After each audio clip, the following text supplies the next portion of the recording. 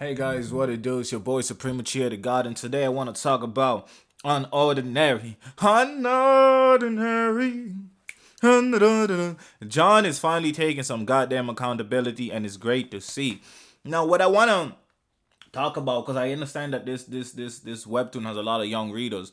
In real life, kind of like you can love the Joker, you can love Batman or whatever those type of characters, but in real life they're not great people, right? Yes, even Batman is not a great person in real life, but if you put him in real life, you know what I'm saying. A lot of these motherfuckers aren't good people, but they're still great characters, and you can love them in that context. But I want people to be very wary here. Do not think that meeting a person like John in real life is a good thing. Like, that's a negative, toxic human that you should keep away from. Claire made the perfect and correct decision by saying, nah, like, I'm happy that you better, but I don't want anything to do with you ever again. Just stay away from me. Thank you very much. And I think that is the type of attitude you gotta have when people are like that negative to your mental health, to your overall happiness in life. You know what I'm saying? So just bear that in mind. I just wanted to give that, I do want to add some value in these videos whenever I can. But it was the past few chapters, it's a slow burner. There's nothing amazing to cry about or whatever. You know, he's going through the changes. He's trying to accept himself and his dad and Serafina's advice and Claire's advice and everybody's advice. He's trying to take it in, think about his actions and really reflect and change and move forward. But first he gotta confront his past head on, listen to what motherfuckers gotta tell him, and take that shit in, bro. But a lot of times that's just not what happens. A lot of times he just it's your fault. I'm angry, ma, like a Hulk ass move. You know what I'm saying?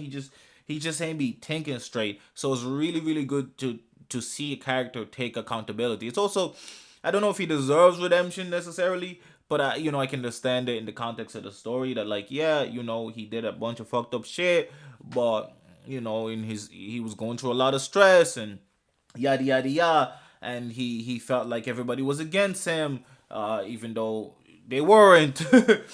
And Arlo's to blame for a lot of it, but Johnny's more to blame, considering he hid his powers and he put himself in a situation where he boxed in his emotions and then it exploded, causing chaos. And this is kind of the importance of, like, talking about your feelings, talking about what you're going through in real life. You know what I'm saying? If you hold and bottle everything in, at some point, whether it's now or in 10 years time or in 20 years time, that shit will explode eventually. So you better off expressing it, obviously not in a toxic manner, but having conversations, discussing it, joining a sport, doing something that lets loose all of that pent up whatever you feeling. You know what I'm saying? And I think Johnny's learning that here. His dad even got him the boxing bag, which is gonna be super handy. And now he's seeing his ex best friend about to get his ass whooped, and he's like, shit. And we gotta see here. Is he gonna take the ass whooping with him, or is he gonna take the powers and whoop them for him? I hope he doesn't really do either. I hope, even if he takes the power, instead of punching first, which is a problem that I talked about before, even when he was pretending to be a cripple, whenever he saw anything, he just bow, throw a punch. He needs to start thinking more thoroughly. You know what I'm saying? He could threaten them. He can, take their powers and just deflect, defend everything without harming them back. Because think about it, if he harms them, as soon as John leaves that town, they gonna pull up and whoop boy even more. You know what I'm saying? So you gotta understand that, like, the best action for him morally here is to defend everything and be like, guys, let's discuss what the issue is and try to solve it that way. You know what I'm saying? The same way Serafina solved the issue with him. Like, look, she had to eventually punch because this motherfucker was just too aggressive. But even then, she never punched him directly. She punched through his shield and stopped and was like, yo, are you okay? You know what I'm saying? And that's the type of attitude John needs to have here in order to really change the world, or change the society. If he's super aggressive and just beating motherfuckers, he's no better than what Arlo used to be. He's no better than he used to be himself. You know what I'm saying? So I think it's very pivotal here what he's going to do. It will dictate how good of a person he can potentially become, or if there's a cap and limitation to where he can go. With both work. I think even if he beats their asses and be like, yo, I ever touch my friend again, I'ma kill you, I think that's still positive because he's defending somebody but the negative trait is still there, where he's abusing his powers to an extent, or he's, lording his strength over others.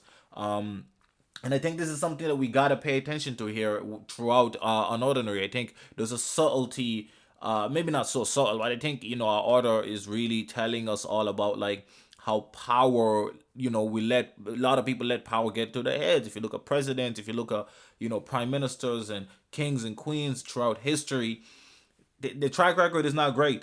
And it kind of showcases that power does corrupt, not absolutely, but it certainly corrupts a lot. So yeah, that's really what I wanted to talk about. It's a pretty short video. I just want to talk about John and taking accountability, and I'm happy for John. I'm happy for John fans, because finally your character is becoming who I think you guys want him to be, or maybe not. Maybe you wanted him to be an asshole, which is fun as well. Like a lot of great characters and absolute assholes. Rachel is one of my favorite fictional characters thus far, and she's an absolute asshole, not a good person.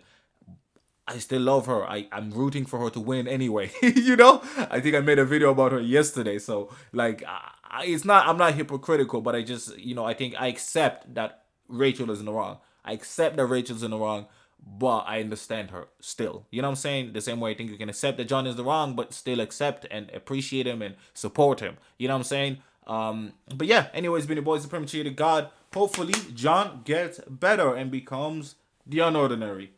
I'm out. Ready!